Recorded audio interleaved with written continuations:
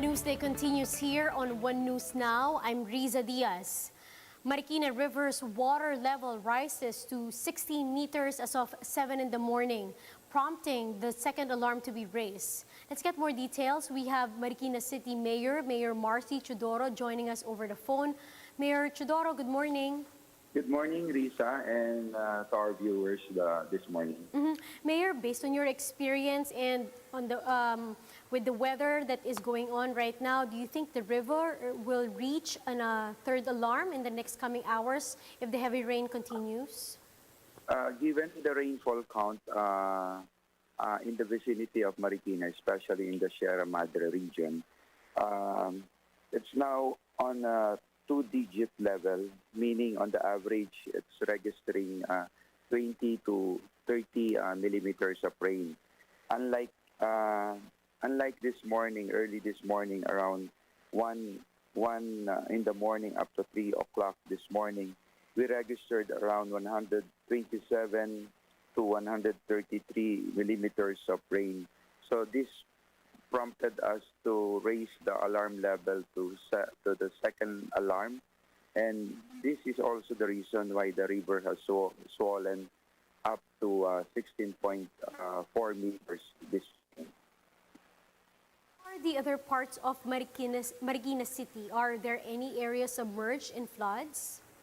Yes, Risa, there are some areas submerged in flood. Gutter deep, some are higher than around 10 to 24 inches of flood water.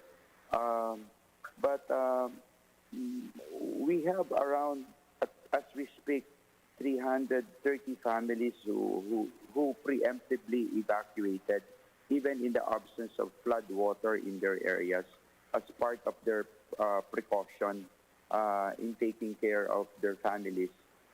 Similarly, the difficulty that we are experiencing now is that we need to be cautious also against the Delta variant of COVID. So we have opened up more evacuation centers. Unlike before, we only open around 10 to 15 evacuation centers. Now we doubled the number of the evacuation centers in order to exercise minimum public health standards, especially in social distancing. Mayor Chodoro, what will the LGU be providing the evacuees? As we speak now, this morning, we are trying to provide some cooked food for the families who evacuate in the different or various evacuation centers.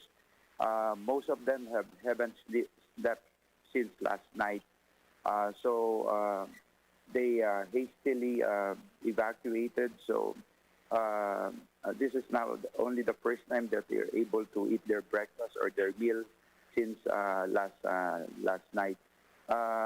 Some people are also provided with face masks and other hygiene kits that they need. Mayor, you mentioned earlier that, of course, one of the many challenges in the evacuation center is maintaining physical distancing and, of course, the threat of the Delta variant. What are the protocols in place, Mayor, to ensure the safety of our evacuees? Definitely, we need surveillance testing later in the day. Likewise, we will be doing some antigen testing before they, after a period of days, in order to truly determine if this event has not become a super spreader event. This is our greatest fear at this point in time. We might be able to surpass the challenge of flooding, but given the new Delta variant, yes, we need to be extra cautious on this. Mayor Marcy, just final question, an update also regarding the floods. Are there streets now that are not passable in Marikina? Yes, there are not possible.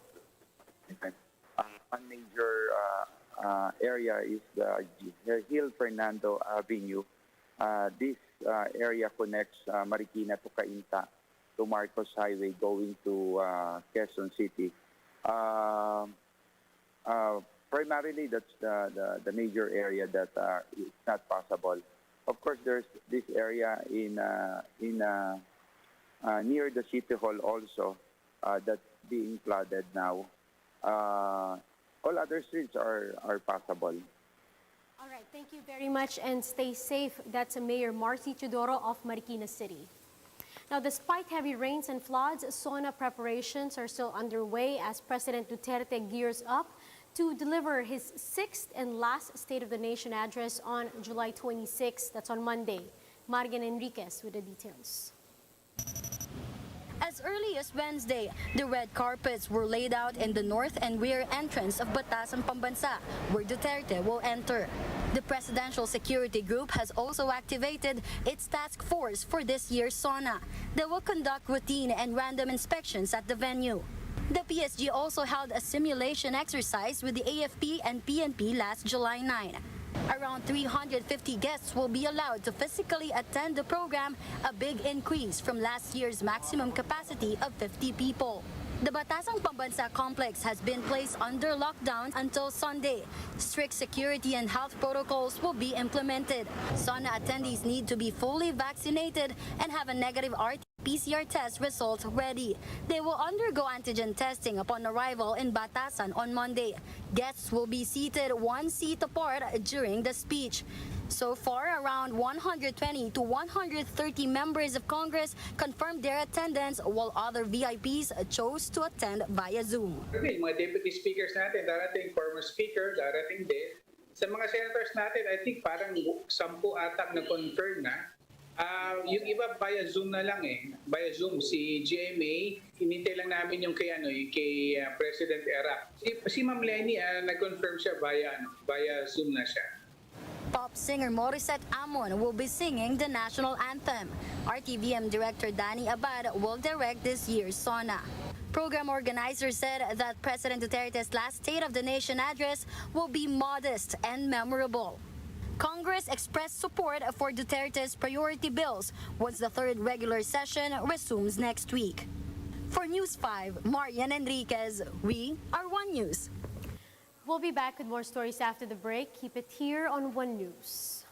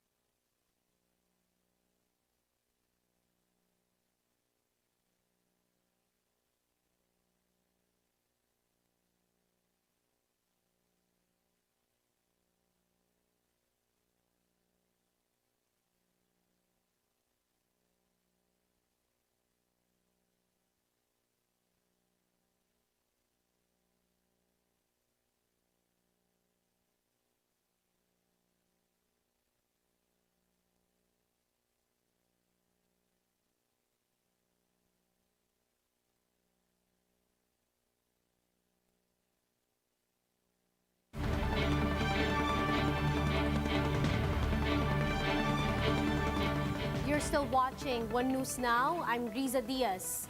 Metro Manila is back under general community quarantine with heightened restrictions due to the threat of Delta variant. Ilocos Norte and Ilocos Sur are also under GCQ with heightened restrictions until the end of July, along with Davao del Norte and Davao de Oro. Malacanang made the announcement after the health department confirmed the local transmission of the more infectious Delta variant. PARA spokesperson Harry Roque also said that kids age 5 and above will not be allowed outdoors under these quarantine classifications. Now here's a recap of what GCQ with heightened restrictions means, along with a rundown of other measures the government is implementing versus the Delta variant. Under heightened restrictions, only essential travel in and out of the bubble will be allowed. Public transportation will operate as usual. Indoor dining is limited to 20% seating, while alfresco outdoor dining may utilize half of its capacity. Personal care services and tourist attractions may operate at 30%. The Interagency Task Force has also rescinded its July 9 policy allowing children aged 5 to 17 outdoors. The country has also imposed a travel ban on Malaysia and Thailand from July 25 to the 31st, though the palace said Filipinos under the government's repatriation efforts and special commercial flights would be exempted. The IATF has also revised its green lane rules, which allows a shorter quarantine time of 7 days for incoming travelers. They must come from a green country or a nation with low COVID-19 risk and had stayed there exclusively in the last 14 days. They must also be fully vaccinated and can be independently verified by authorities. Otherwise, travelers must undergo a full 10-day facility-based quarantine plus a 4-day home quarantine with a swab test on the 7th day. The Health Department is hoping that the Delta variant will not cause another surge, but Undersecretary Maria Rosario Vergeres says they are still preparing for the worst. Speaking to Sa Totoo Lang, Health Undersecretary Maria Rosario Vergeres said since the Delta variant is highly transmissible, 15 minutes is already too long for close contact as the virus may infect another person in a matter of seconds. Vergeres also adds that the department aims to be proactive rather than reactive to the highly contagious Delta variant. Alam po natin how highly transmissible Delta variant is. In a flit of a second, you can be infected. So yung dati po nating 15 minutos na close contact, yun po yung ating binibilang. Ngayon po ay mababago po ang ating pagtingin dahil nga po ay napaka-highly transmissible nitong Delta variant na ito. Infectious disease expert Dr. Ronchin Solantes said that the recent uptick in cases was already an indication of the local transmission of Delta variant. In an interview with The Big Story, Solantes said that the reported cluster of cases in NCR and other regions was already indicative of local transmission of the highly infectious variant.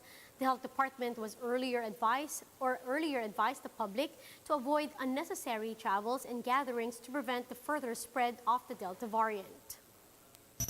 We know how fast this variant can spread, and the impact in terms of the surge of infection will always be expected. And putting this region, especially the NCR bubble, which is the most dense among these different regions, will hopefully control and prevent further surge of the infection. And those are the top stories of the hour. Join us later at 12 noon as we continue to monitor the day's biggest stories. You can also catch One News on Signal Play app. Register for a free account now at www.signalplay.com